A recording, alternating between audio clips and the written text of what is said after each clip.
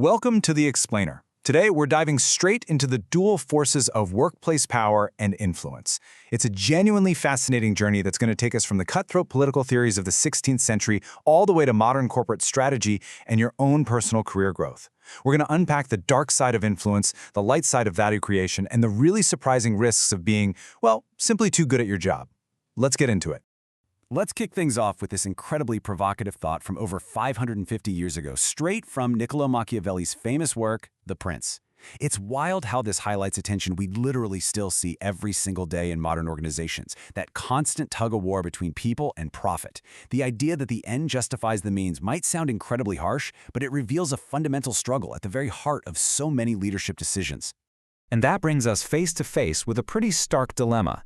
Does a leader absolutely have to exploit others to get ahead, or is there another way? Are cheating and manipulation just a standard cost of doing business, or do they ultimately destroy the foundation of an organization? That is the exact core question we're going to be untangling today as we explore how influence actually operates in the real world. So here is our roadmap for today's explainer. First, the dynamics of workplace power. Second, decoding the Machiavellian mind. Third, countering manipulative leadership. Fourth, becoming truly indispensable. And finally, mitigating key person risk. Number 1, the dynamics of workplace power, reinterpreting The Prince. We probably need to shatter some conventional wisdom right out of the gate here. Most people think Machiavellian just means being a totally self-interested, evil cartoon villain. But scholars like Philip J. Kane argue that Machiavelli was actually advising leaders to avoid narrow self-interest entirely, and instead act strictly for the common good of the state. If you think about power, try not to picture just personal domination. Instead, imagine it as this massive, complex field of interacting forces. Machiavelli actually advised leaders to be more like cold, calculating scientists. To survive, a leader has to put aside their own personal desires, their ego, and sometimes even traditional morality, to objectively analyze what the situation requires. They have to shift with the wind to do exactly what the environment demands. So it's less evil cartoon villain and more like the ultimate office chameleon. Moving on to Section 2, decoding the Machiavellian mind, the good, the bad, and the assessment. Let's see how this old-school philosophy actually translates into the modern workplace by looking at the psychology behind manipulative leaders. Because while Machiavelli might have had the state's best interest in mind, modern individuals who adopt these traits almost always use them for pure self-gain. Psychologists Christie and Geischer actually pinned down this psychological construct by directly studying folks who were inspired by the characters in The Prince. In a modern office setting, Machiavellianism is all about cunning, calculating behavior, and this ruthless belief that the end absolutely justifies the means, completely brushing aside the human cost along the way. Now here's where it gets interesting. Research actually shows some surprisingly positive business outcomes for this trait. As Dr. Jeff Doolittle points out, high Mach leaders can be highly task-oriented, fantastic at strategic foresight, and remarkably calm when everything else is descending into chaos. But look at the bad side. We're talking lying, emotional abuse, excessive politics, and outright fraud. The overwhelming consensus from the research is that while these traits might drive some short-term results, the long-term destruction of trust in company culture severely damages performance in the end. To actually measure this stuff, psychologists use a 20-question inventory called the Mach 4. People who score 60 or above, the high Machs, are incredibly goal-oriented, calculated, and laser-focused on winning at absolutely all costs. On the flip side, low Machs are empathetic, they believe in the fundamental goodness of people, and they are highly collaborative. But taken to the extreme, low Machs can become way too passive or socially inept to survive in a really tough corporate environment. I mean, we all know someone who is just a little too nice to ever ask for that promotion, right? All right, Section 3, countering manipulative leadership, defending the organization. The big question now is, how does a company actually guard itself against the toxic side of all these high Mach behaviors?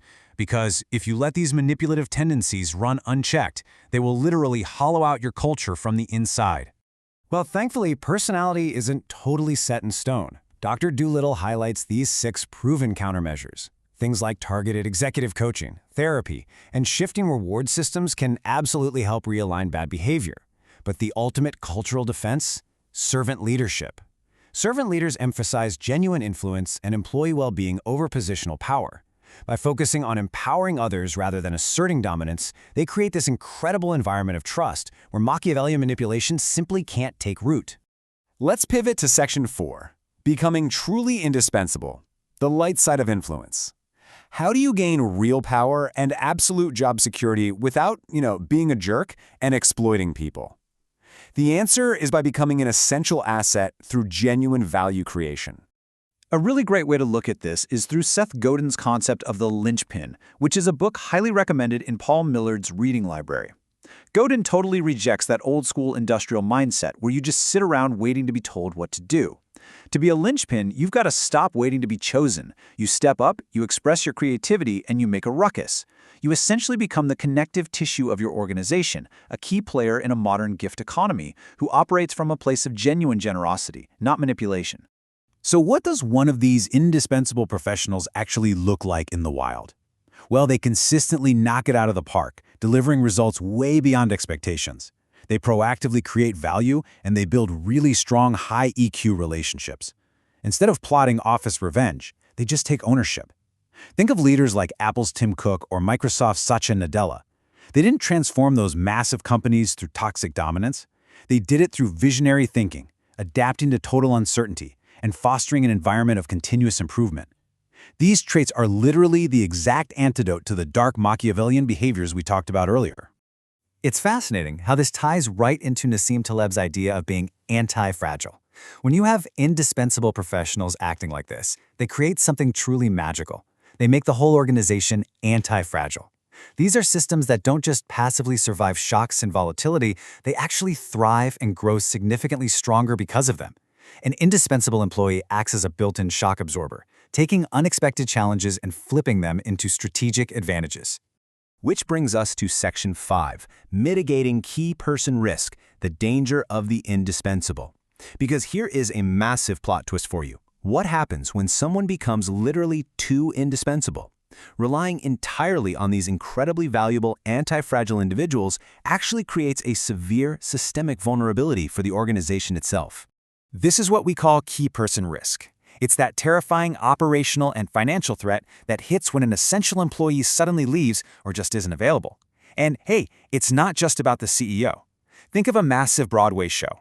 Sure, the lead actor is critical, but the stage manager, the person running the backstage area, making sure everyone is exactly where they need to be, is just as indispensable. If your business can't function without interruption when one specific person is gone, you are heavily exposed to key person risk. To make sure the show goes on, you've got to find these key people and literally get the knowledge out of their heads and onto paper. First, document those core processes. From there, it's all about cross-training your existing staff so that expertise is widely shared. You also need to manage stakeholder communication smoothly if a sudden departure happens, and prepare for financial impacts like massive recruitment costs or lost revenue. You absolutely have to capture their value so the system outlives the individual. Wow, we have covered a lot of ground today, haven't we? From the cold, hard calculations of Machiavellian power to the bright, constructive traits of the indispensable linchpin. So as you reflect on the dynamics of workplace power we've explored in this explainer, I want to leave you with this question. Which path are you taking to secure your own influence? Are you playing a zero-sum game of calculated manipulation? Or are you creating so much genuine value that your organization simply couldn't imagine a future without you? It's a choice that defines not just the trajectory of your career, but the entire culture you leave behind.